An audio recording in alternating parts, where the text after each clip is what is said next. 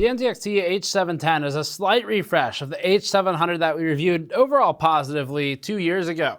To be precise, we reviewed the smart device-equipped H700i, but NZXT did us all a favor this time by sending us the base version so we didn't have to throw the smart device in the trash. The appearance and features of the case are almost identical to the original H700, but it's still worth reviewing to see how one of NZXT's best-made cases positions with the new refresh. We'll focus on cataloging any minor changes and seeing how the H700 case design holds up in 2019. Before that, this video is brought to you by EVGA's combo deal. Right now, EVGA is offering a free CLC 240 liquid cooler with the purchase of an X299 Dark motherboard from its web store. The X299 Dark has been our preferred Intel HEDT overclocking motherboard, and the CLC 240 is a performance-oriented, closed-loop liquid cooling solution. Both recipients have overall positive reviews from us previously. Use code GAMERSNEXUS at checkout to get a free CLC 240 with the EVGA X299 Dark motherboard at the link below. It's gonna be dark for the A-roll shots because I'm flanked by two cases. So these are the H700 series cases. You probably can't, other than the color, tell much of a difference between them. That's because there aren't many. It's mostly a refresh, but that refresh does have a number of minor changes and improvements that we'll go through in today's review. And there's no harm in updating the design and slightly renumbering it to say, hey, it's been updated, as long as it's not billed as a completely new product, like you often see in the GPU market, for example, where they'll literally take the same product and name it something new, and that's the refresh. This actually has some changes, so there's a bit more to the foundation than that. For pricing, the H710 and the H710i, that's the new case, as opposed to the H700, they're supposed to be, well, they launched at $140 for the H710, actually very competitive, and at about $170 for the H710i. We got these prices from the reviewer's guide and confirmed that they were launch prices with archive.org. The current prices are $30 higher for each. So the H710, which is this one, is now $170 up from $140, and the H710i is now $200 up from $170, and that change is pretty massive to the value of the case. But we're still gonna look at it from the new pricing, the current pricing, and the H700, just as a note, is about $136 these days. That's this one without the smart device. And the H700 we liked overall. So despite the front being obviously completely closed off, there's enough perforations in NZXT's design here that it manages to have a different aesthetic, which is welcomed as long as they can pull it off thermally. And although NZXT has plenty of room to gain performance by simply removing the steel front panel, it also is able to brute force a good enough level of performance by just putting 4 fans in the case. So it's an indirect way to resolve a problem of poor ventilation in the front, clearly, by just simply brute forcing it. And that's okay as long as everyone's clear that's what's going on and it's not named airflow, and it still lands in good enough territory, which these typically do, and you'll see that in today's review. So that's what we're working with here. These are very design focused. NZXT has gone pretty heavy on that IKEA minimalist design lately. The H710 furthers that. If you didn't think it's possible to further minimalism over this, they've found ways to do it. One of those is by reducing I/O, for instance, and really slimming down the top of the case. So we're gonna talk about all that. We'll talk the changes, talk the good and the bad, and go through thermals, just in case you wanna see what something like this looks like thermally, given the panel it has. We'll start with the changes NZXT lists on the H710 product page. NZXT says, quote, new updates like a front panel USB-C connector supporting high-speed USB 3.1 Gen 2 devices, a tempered glass side panel that installs with a single thumb screw, and an upgraded smart device V2 on the H710i. We aren't reviewing the H710i today, but we do have a piece on the smart device version 2 that will be coming shortly after this video goes up. So keep an eye out, because that video you'll definitely want to watch if you're considering the i version of the NZXT cases. The H710, the H710i, the only difference is that smart device V2. We're not talking about it today. It deserved an entirely different content piece. The USB-C 3.1 Gen 2 connector replaces 2 USB-A 2.0 connectors on the original H700 that we reviewed and reviewed positively. The audio in and out jacks are consolidated into one 4-pole jack as well, for a final count of 1 power button, 1 USB-C 3.1, and 2 USB-A 3.0 plugs, and 1 audio connector. To each their own, but we've made it clear how we feel about reducing I/O in the name of minimalism. The glass side panel is the most visible and most significant change. One of our complaints with the H700 original case was that the steel side panel came off with a single spring-loaded push button, but the glass side panel required removing 4 thumb screws the old-fashioned way. In the H710, the side panel hooks in at the bottom and snaps into plastic sockets at the top, and is then locked down by a single captive thumb screw. It's a much better solution, and that takes advantage of the inflexible nature of glass to cut down on screws. So this is a good move by NZXT, and it matches the good move by NZXT when they did the spring-loaded button for the steel side panel as well. The only flaw we noticed was that the decorative purple plastic tab had fallen off, probably due to heat during shipping. Beyond the listed changes, we have to rely on our own observations, so it's possible that we've missed some minor alterations.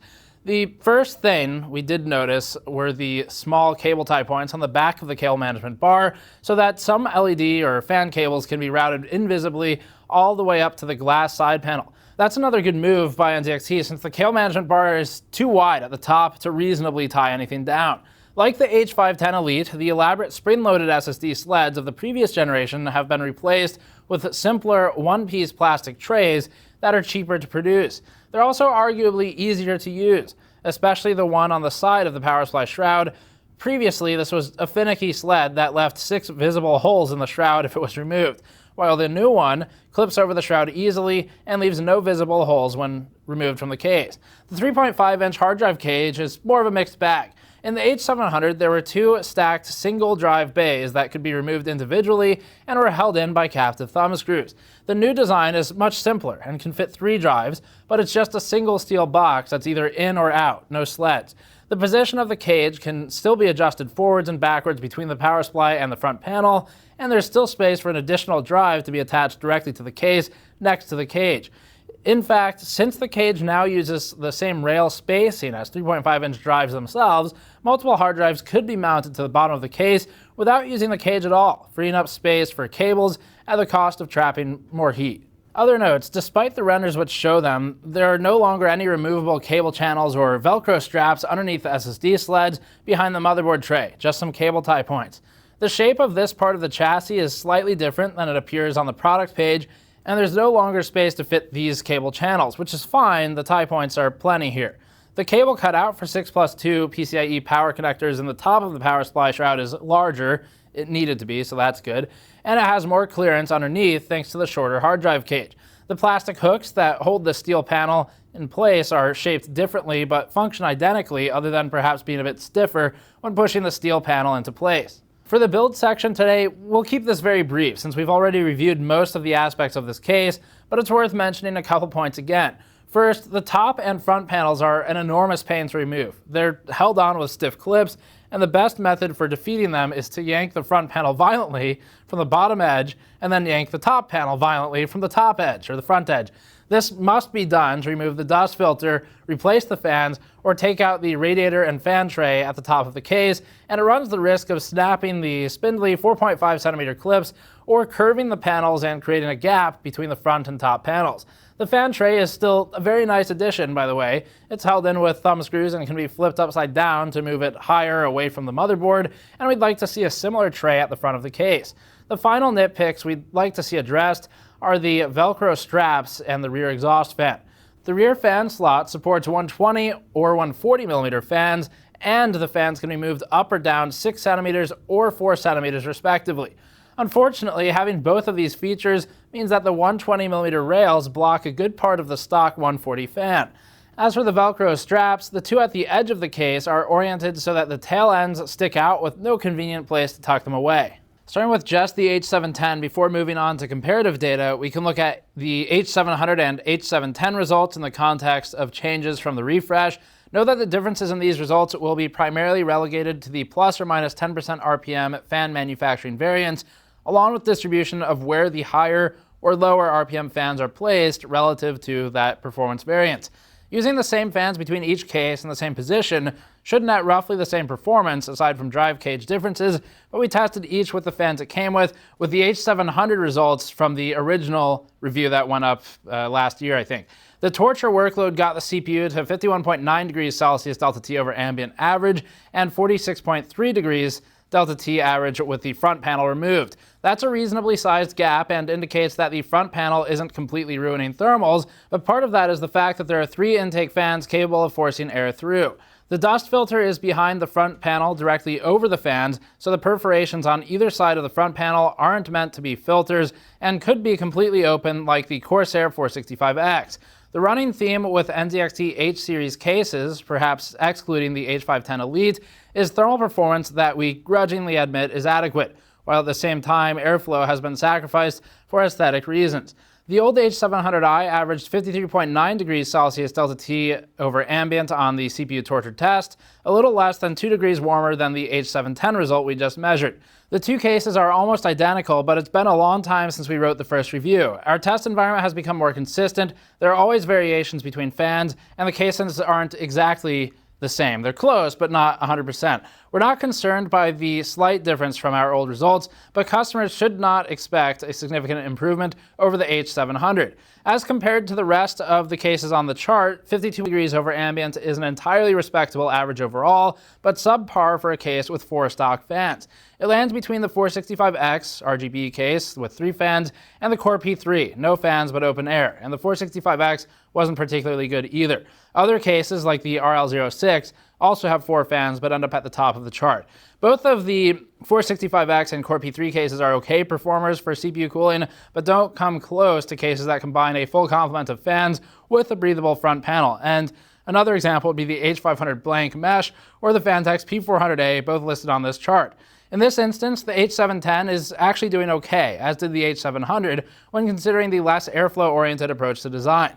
NZXT is brute forcing its way into something that sort of works, which is an okay approach, and the perforations are needed for that. It's not great, but it's a mid-step to something workable.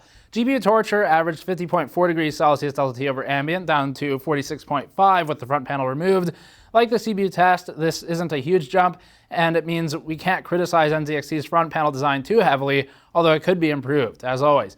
All 3 front intake slots are filled. There's a big air intake cut out under the bottom edge of the front panel. The power supply shroud has a decent section removed at the front, and there are plenty of perforations on the top of the shroud. We taped over the shroud as part of our old H700i review and didn't see any real change in performance, but it certainly doesn't hurt. And now that the hard drive cage is shorter, it's possible for the bottom intake fan to move some air over it and through the shroud.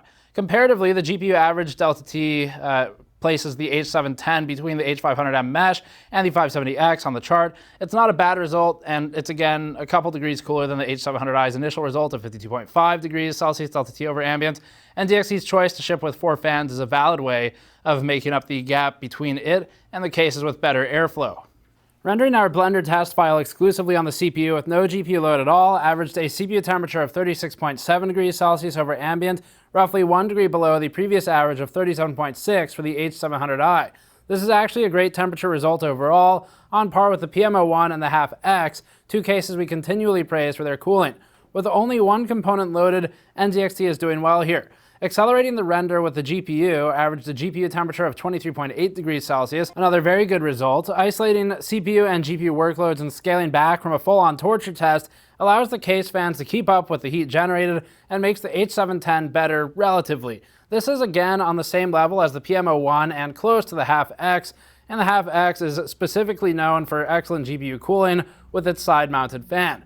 The Firestrike Extreme test on loop raised the GPU temperature to 50.7 degrees, a little warmer than the original torture test, and therefore even more competitive with the other cases.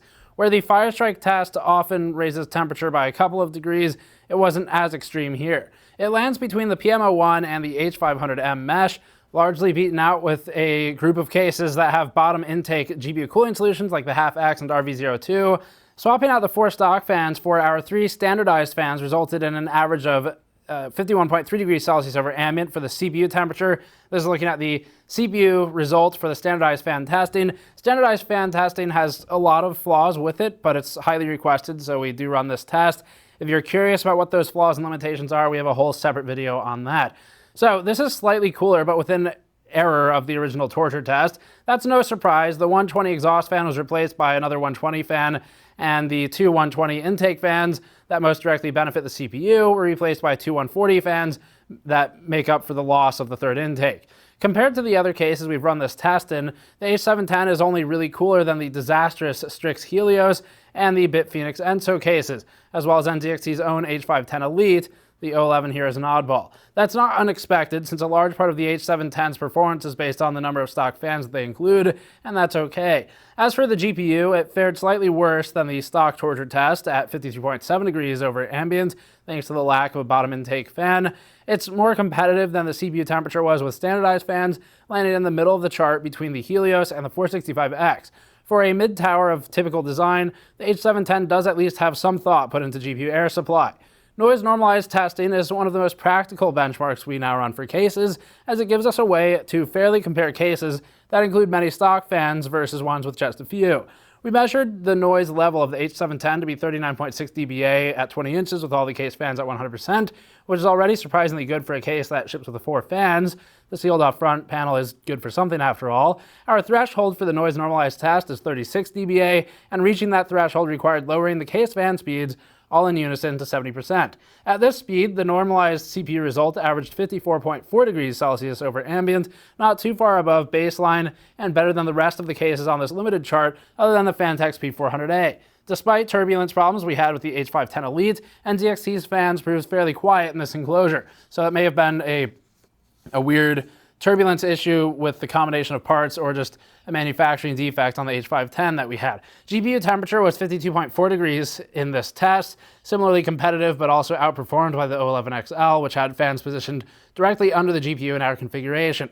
The quantity of fans means that no matter how slowly they spin, they're still pushing a uniform wall of air through the body of the case and effectively cooling the components within. All right, so closing out, the H710 is... Let's start with H700.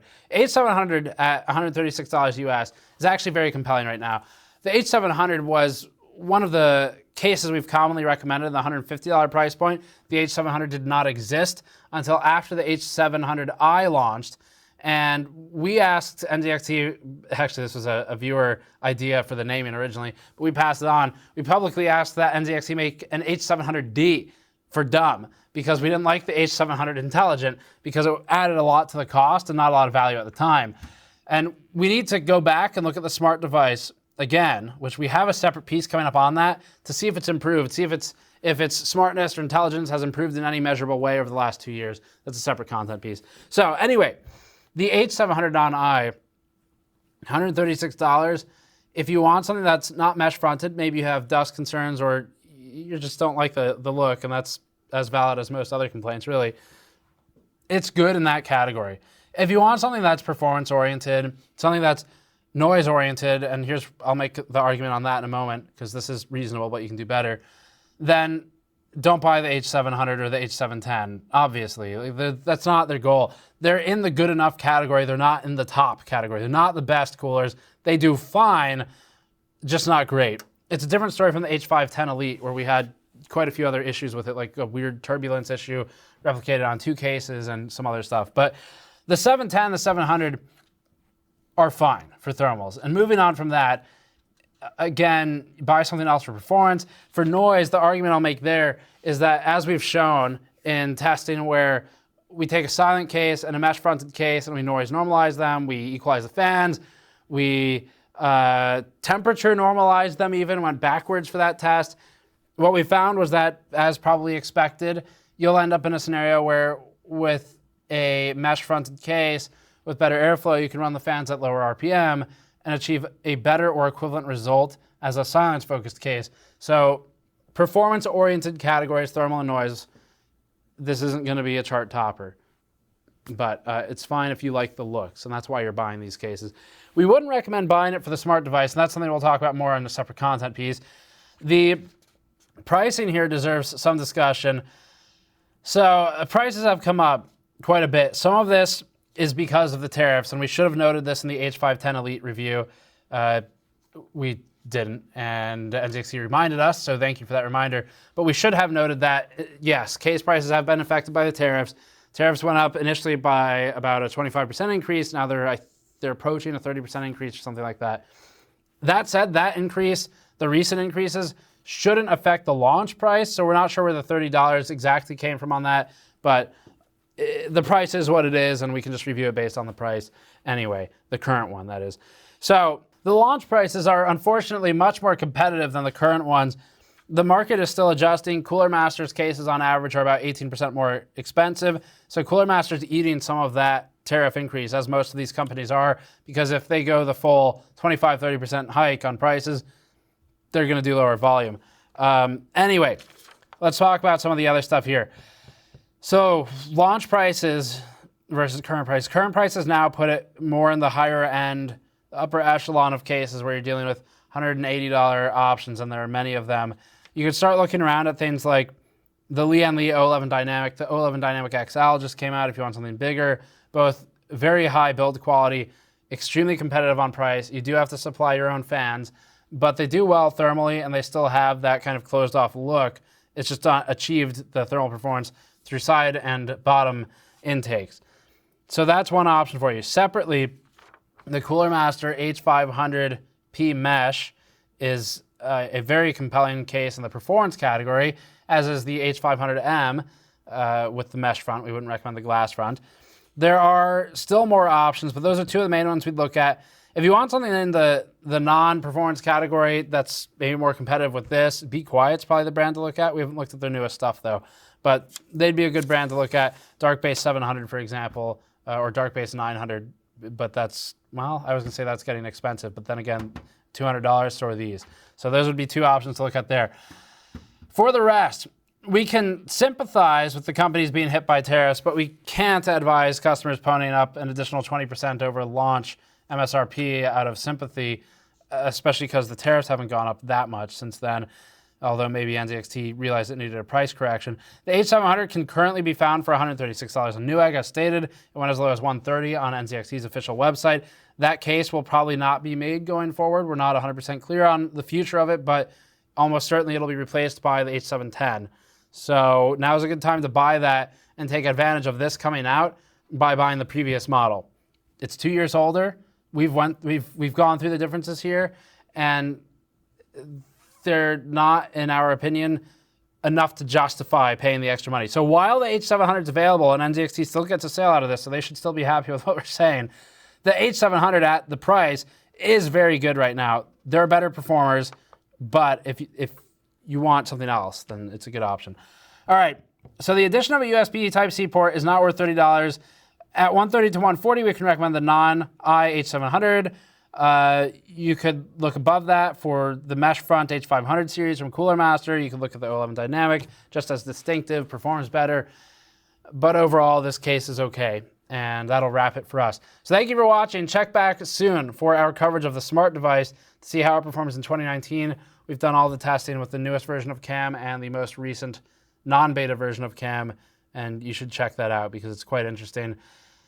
And subscribe for more. Go to store.gamersnexus.net to help us out directly with toolkits, mod mats, and shirts like this one. This is the last restock we've done on the chalkboard shirt, by the way.